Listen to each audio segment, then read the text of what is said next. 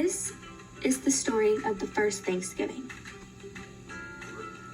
Long before settlers came to the east coast of the United States, the area was inhabited by many Native American tribes.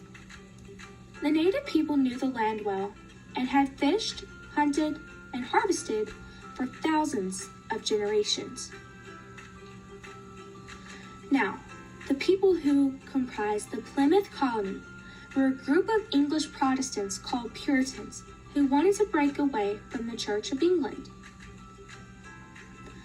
Carrying 101 men, women, and children, the Mayflower traveled the ocean for 66 days and was supposed to land where New York City is located now, but unfortunately, windy conditions forced the group to cut their trip short and settle at what is now Cape Cod, Massachusetts.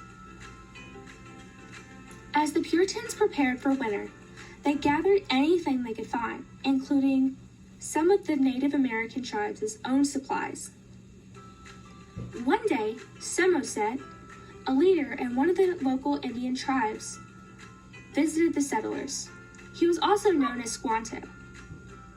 Squanto was a Wampego Indian who had experience with other settlers, and he also knew their English language.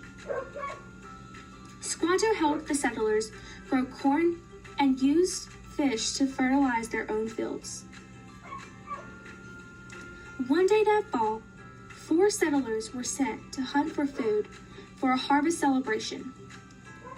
Some of the Indian tribes heard gunshots and alerted their leader, who thought the English might be preparing for a war.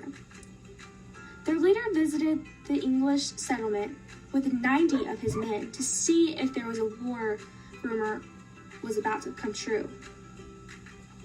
Soon after their visit, the Native Americans realized that the English were only hunting for the harvest celebration. The Indian tribe leader sent some of his own men to hunt deer for the feast, and for 3 days the English and Native men, women, and children ate together. The meal consisted of deer, corn, shellfish, and roasted meat, different from today's traditional Thanksgiving feast.